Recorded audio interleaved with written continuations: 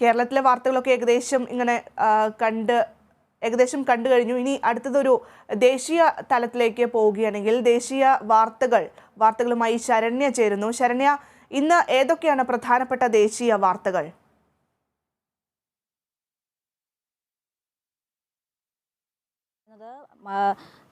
മനീഷ് സിസോദിയുടെ വാർത്ത തന്നെയാണ്. കാരണം മനീഷ് സിസോദിയുടെ CBI കസ്റ്റഡി കാലാവധി ഇന്നത്തോടു കൂടി അവസാനിക്കുകയാണ്. മദ്യ എക്സൈസ് നയത്തിലെ ക്രമക്കേട് ആരോപിച്ച് കഴിഞ്ഞ ആഴ്ചയാണ് മനീഷ് സിസോദിയെ അറസ്റ്റ് ചെയ്യുന്നത്. ഇതേ തുടർന്ന് മനീഷ് സിസോദിയ ഡൽഹി റോസ് റവന്യൂ കോടതിയിൽ ജാമ്യാപേക്ഷ സമർപ്പിക്കുകയുണ്ടായി. ആ ഒരു ജാമ്യാപേക്ഷയും ഇന്ന് തന്നെയായിരിക്കും കോടതി പരിഗണിക്കുന്നത്.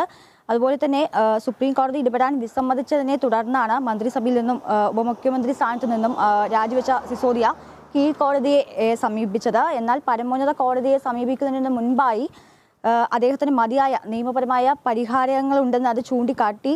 എന്നാൽ കോടതി അതൃപ്തി രേഖപ്പെടുത്തുകയാണ് ആ വിഷയത്തിൽ ചെയ്തത്.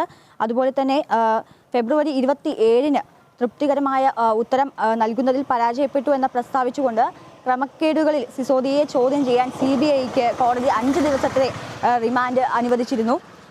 അതുപോലെ തന്നെ മറ്റൊരു പ്രധാനപ്പെട്ട വിഷയമെന്ന് പറയുന്നത് ഹത്രസ് കേസുമായി ബന്ധപ്പെട്ടൊരു വിഷയമാണ്. കാരണം കഴിഞ്ഞ 2 കൊല്ലം മുൻപാണ് ഹത്രസിൽ 19-കാരിയായ യുവതി കൂട്ടബലാത്സംഗത്തിന് ഇരയാവുകയുണ്ടായി. ആ ഒരു കേസ് നിരാശയോടുകൂടിയാണ് കഴിഞ്ഞ ദിവസം അവസാനിച്ചതെന്ന് വേണമെങ്കിൽ പറയാം. കാരണം ആ കേസിലെ 2 പ്രതികളെ കോടതി വെറുതെ വിടുകയും ഒരു പ്രതിക്ക് ശിക്ഷ നൽകുകയും ചെയ്തിരുന്നു. ആ ഒരു കേസ് അതോടുകൂടി അന്തിമ അവസാനമാണ് കുറിച്ചിരിക്കുന്നത്. ആ ഒരു വിഷയവുമായി ബന്ധപ്പെട്ടാണ് അടുത്തൊരു കേസ് എന്ന് പറയുന്നത്. കാരണം നിരോധിത സംഘടനയായ പോപ്പുലർ ഫ്രണ്ടിന്റെ പ്രവർത്തകനെ അറസ്റ്റ് ചെയ്തുകൊണ്ടുള്ള ഒരു കേസാണ് ഇപ്പോൾ നിലവിൽ പുറത്തു വന്നിരിക്കുന്നത്.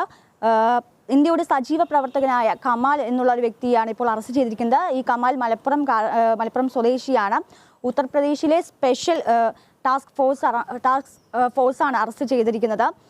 കേസിൽ UAPA പ്രകാരം അറസ്റ്റിലായ മാധ്യമപ്രവർത്തകൻ സിദ്ദിഖാപ്പന്റെ മൊബൈലിൽ നിന്നും കണ്ടെത്തിയ ശബ്ദരേഖയുടെ അടിസ്ഥാനത്തിലാണ് ഇത്തരത്തിലൊരു അറസ്റ്റ് ഉണ്ടായിരിക്കുന്നത്. ഹത്രസ് സംഭവത്തിൽ അക്രമം അഴിച്ചുവിടാൻ രഹസ്യയോഗം നടത്തിയതുമായി ബന്ധപ്പെട്ടുള്ള ഒരു വോയിസ് നോട്ടാണ് പോലീസ് ഈ മൊബൈലിൽ നിന്നും കണ്ടെത്തിയതെന്നാണ് പോലീസ് വൃത്തങ്ങൾ അറിയിച്ചിരിക്കുന്നത്. സിദ്ദിഖാപ്പന്റെ മൊബൈലിൽ നിന്നുമാണ് ഇത്തരത്തിലൊരു വോയിസ് നോട്ട് കണ്ടെത്തിയിരിക്കുന്നത്. അതുപോലെ തന്നെ അറസ്റ്റിലായ കമാൽ KPക്ക് ലക്നൌവിൽ നിന്നുള്ള മറ്റൊരു PFI അംഗമായ ബദ്രുദ്ദീനുമായുള്ള ഒരു അടുത്ത ബന്ധമുണ്ടെന്നുകൂടി ഇപ്പോൾ പോലീസ് വൃത്തങ്ങൾ അറിയിച്ചിരിക്കുകയാണ്. നേരത്തെ തന്നെ ഇയാളെ പിടികൂടുന്നതിന് 25,000 രൂപയോളം പാരിതോഷികം പ്രഖ്യാപിച്ചിരുന്നു പോലീസ്.